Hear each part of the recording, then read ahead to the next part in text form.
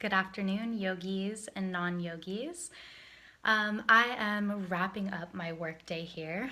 I'll show you a little brief image of my office. We still got the yoga vibes going, guys. Can't take the girl out of the yoga studio too much, but the reason I'm making this video is because I'm organizing my Yelp page for Yoga with Nikki right now so that people can know that I exist in Fairfield because I moved the company here. And I got into a conversation with sort of an administrator at Yelp who had always wanted to try yoga but never had done it.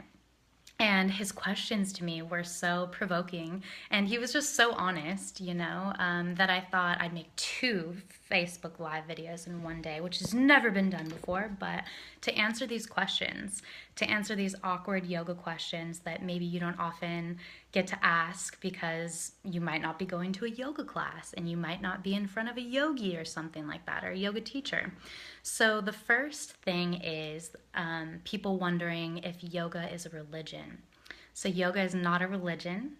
All religions can practice yoga. In fact, if you don't believe in God and you're an atheist, you can also practice yoga because the final component of yoga is surrender. And you can surrender to your breath. You can surrender to this moment. You can surrender to the ground that is holding you. Whatever aspect of reality you are currently identifying with, you can surrender to that, and it brings you to the present moment and sort of a deeper level of your own beingness in a given moment. So no, yoga is not a religion, and everyone can practice it from all backgrounds that way. The next question this person asked is like whether yoga is for guys. And I see some guys tuning in right now, as well as some women. And, if you've ever gone to a yoga class, in my opinion, some of the most beautiful classes are very mixed with a lot of men and women. But oftentimes, what can happen is a culture gets developed at a studio and a lot of women start attending. And I think it's almost off putting for men to come into a class where there's a lot of women because they don't want to be perceived as a creep. We live in such a tense society when it comes to like sexuality.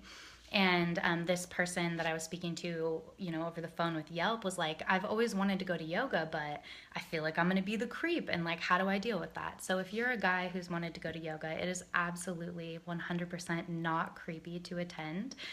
Yoga is for men and women. Yoga is for every single body type, whether you have weight to lose or whether you have weight to gain or whether you're perfectly content with where your body's at, whether you have injuries or whether you're a triathlete. Yoga meets you where you're at, and any good yoga instructor will address any physical ailments or any concerns you have and be able to work with you to modify your practice so that it is safe for you.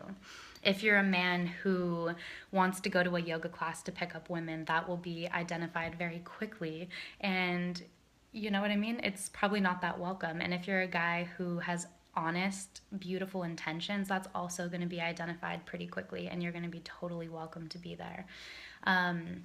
What's another question? Another question is like whether you bring a yoga mat.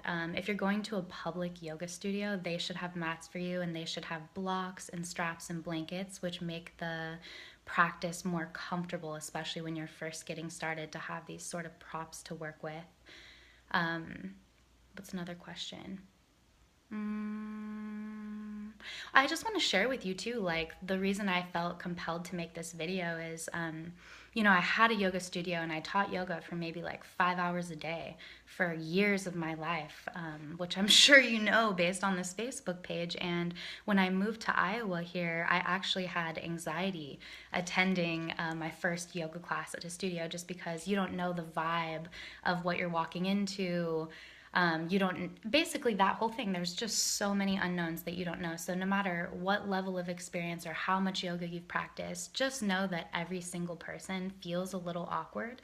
Every single person is stepping out of their comfort zone. And I believe part of yoga is that willingness to step outside of the comfort zone and to find the ease or the grace in that experience.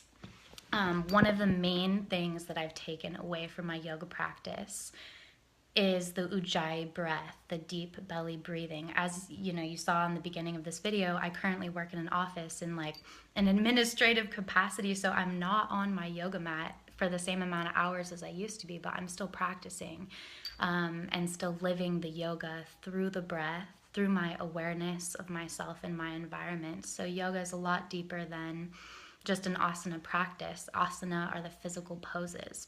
So we as humans have these things called koshas. They're the layers of our body, they're the layers of our beingness.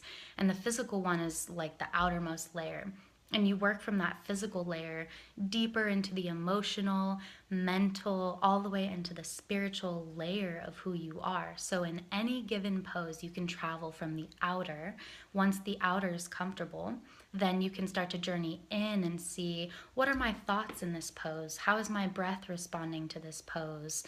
You know, all these awarenesses start to rise up that help you get a better understanding of yourself.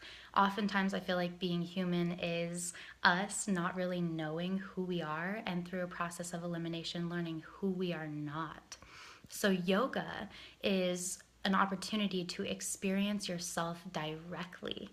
Yoga means union, union of the mind, the body, and the spirit. So it's a way to be manifest, it's a way to be physically connected with all three elements of who we are. And it's very difficult to yoke those aspects of who we are together into one moment. So this practice can help us do this. There's all types of yoga. One last thing I'm going to cover is, he asked me what form of yoga he should look into. And I told him Hatha. Hatha yoga comes from the Hatha Yoga Pradipika, and it's, you know, quite an ancient document. And all yoga actually stems from this. So all the names and things we think about are under this umbrella term of Hatha, which is very generalized. But the way that we're using the term Hatha in the West is to describe yoga classes that are somewhat slower and good for beginners to get started in, because they allow you to be in the poses for an extended period of time and to have some fun in a vinyasa between each pose, moving from pose to pose. And there's all kinds of different types of Hatha yoga classes that you'll find out there. But if you're brand new to yoga and all these terms are very overwhelming to you and you just feel confused, that's a good little place to start. All right, so I hope this is helpful. I hope that we can all get out of our comfort zone together and do practices that help us become better as people.